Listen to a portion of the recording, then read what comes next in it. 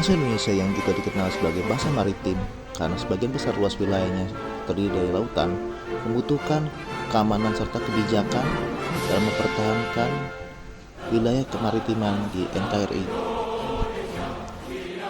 Dalam rangka memperingati HUT TNI ke-79 dan juga menyambut pemerintahan baru dari Presiden terpilih Prabowo Subianto, salah satu pengamat maritim nasional, Dr. Kapten Marcelus Hakim Jaya Wibawa, SIT, MH, MR, memberikan tanggapan dan apresiasi atas momen tersebut.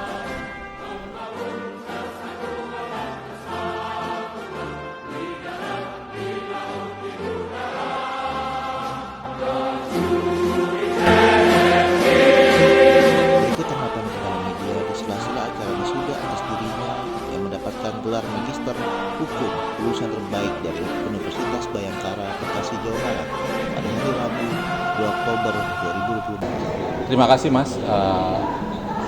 Ucapan saya, Marcelus Hakim Jaya Wibawa, pengamat maritim terhadap HUT TNI yang ke-79, bahwa saya mengucapkan selamat kepada TNI semakin dewasa, berjaya, serta menjadi institusi yang mampu melindungi dan menjaga setiap jengkal dari wilayah Republik Indonesia dari segala macam tantangan maupun hambatan dari pihak dalam maupun dari luar.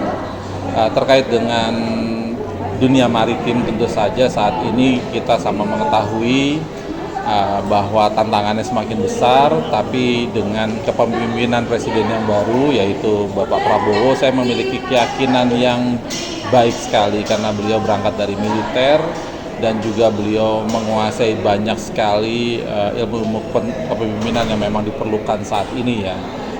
Dan dalam kesempatan terbarunya beliau juga mengalokasikan dana yang saya lihat lumayan cukup ya kepada TNI Angkatan Laut untuk bisa mengembangkan atau membeli alutsista yang memang diperlukan oleh TNI AL untuk bisa menjaga kedaulatan negara Republik Indonesia tercinta ini. Terkait dengan kebijakan-kebijakan terbaru untuk pemerintahan yang baru nanti, terus terang sebagai pengamat maritim saya sedikit banyak melihatnya dari aspek yang positif selalu pastinya ya. Kita menunggu saja kebijakan-kebijakan seperti apa yang nanti akan dilahirkan dan ditelurkan. Untuk sementara ini saya melihat ada gestur-gestur positif dari pemerintahan yang baru untuk bisa mengawal kebijakan maritim yang sebelumnya sudah dicanangkan oleh Presiden Jokowi. Saya amati contoh misalnya kebijakan terkait dengan poros maritim, walaupun tidak di state secara langsung oleh Presiden terpilih terkait dengan poros maritim, tapi kita sama tahu beliau memiliki concern terkait ini. Dibuktikan dengan kunjungan-kunjungan beliau dalam akhir-akhir masa jabatannya sebagai Menhan kemarin, beliau melakukan kerjasama langsung dengan Vietnam, lalu juga dengan Australia.